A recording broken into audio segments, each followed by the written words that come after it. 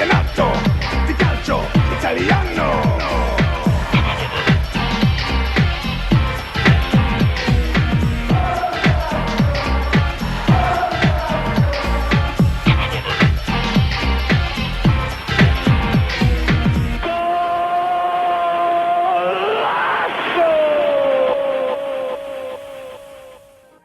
That is how it all started. Saturday mornings, Channel 4, a neon pink newspaper, and James Richardson sitting outside a cafe in Rome. It was football, but not as we knew it.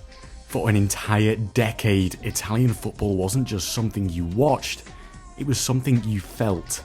The distant hum of the crowd before kickoff, the deep shadows cast by the floodlights in Milan, the crispness of a well-hit volley against a mitre ball that thumped against the back of the net. Football in Italy during the 1990s looked different. It sounded different. And for those of us lucky enough to experience it, it still feels different. Football today is sharper, cleaner, more polished.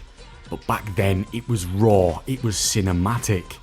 Serie A was the league of sweeping floodlights, long-sleeve shirts clinging to the players in the autumn rain, and thick, bold numbers printed onto baggy jerseys. The shirts alone were iconic, not just for who wore them, but for how they looked. Battistuta in purple Fiorentina with Nintendo blazoned across his chest, Inter's deep black and blue stripes with Pirelli wrapped around Ronaldo like a Formula 1 car. Juventus in their classic black and white, Danon staring you in the face. Even the goalkeepers had swagger. Angelo Peruzzi, a brick wall of a man, built more like a boxer than a shot stopper. Pagliuca, sleeves too long, gloves too big, making impossible saves. And of course, Pierluigi Collina, the referee who looked like he belonged in a Tarantino movie. Bug-eyed, intense, the one man on the pitch that even the biggest names feared. Everything about Serie A in the 90s felt larger than life.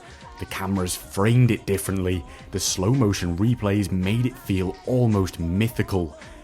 And Channel 4 in the United Kingdom captured it all. For British fans, Gazzetta Football Italia wasn't just a football show, it was a window into another world. James Richardson, effortlessly cool, flipping through La Gazzetta dello Sport outside a sun-soaked cafe with a tiny espresso on the table. You'd hear him say, "It says here that Lazio are after a young Argentine called Crespo for £10 million. Could be interesting." It was simple and it was brilliant. Before the internet gave us instant access to everything, this was how we got our transfer gossip. The prelude to the likes of Fabrizio Romano. And then there was the theme tune. That intro truly meant something. If you heard that, you knew what was coming. It wasn't just about the football, it was about the entire atmosphere, the charm of it all, the novelty of seeing a foreign league on British television. Even the smallest details became iconic. The guarantee of an Italian brunette walking past James Richardson's table before he even finished reading the back page. The fact that La Gazzetta dello Sport was printed on pink paper.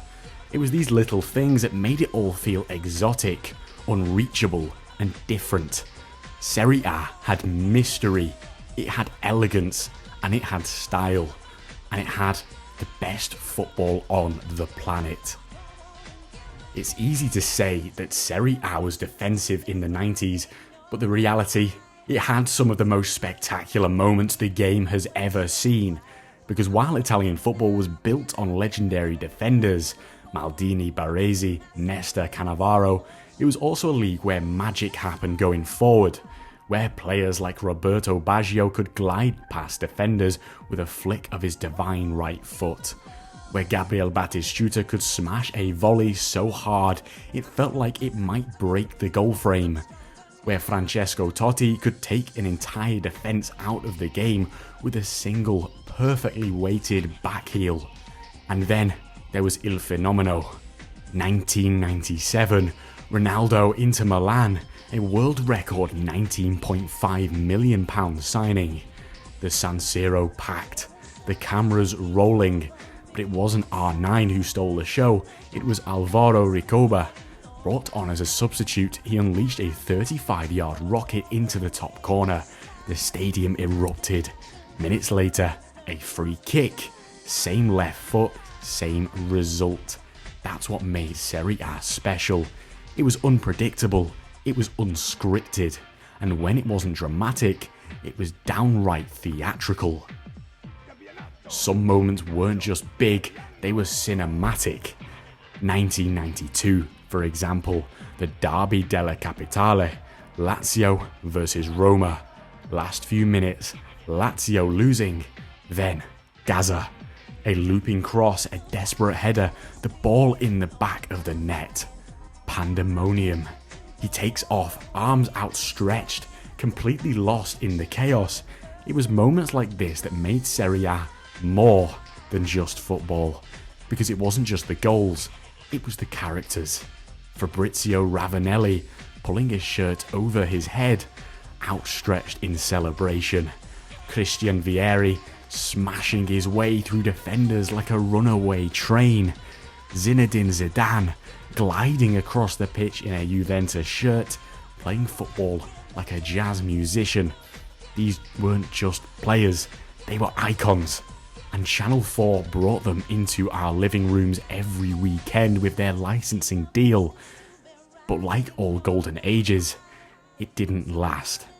By the early 2000s, the money dried up. The superstars left. Fiorentina and Parma collapsed. Juventus were later hit by scandal, Calciopoli. And in 2002, Channel 4 finally pulled the plug.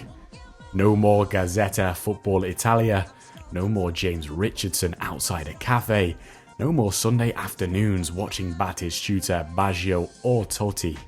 Just memories. But that's why we miss it, because it wasn't just about football, it was about an era where the game looked different, where the kits were baggy, the pitches were perfect, and the stadiums looked like gladiatorial arenas, where even the theme tunes could take you straight back to a time when football felt pure. And when the final whistle blew, we weren't just watching football, we were watching something truly special.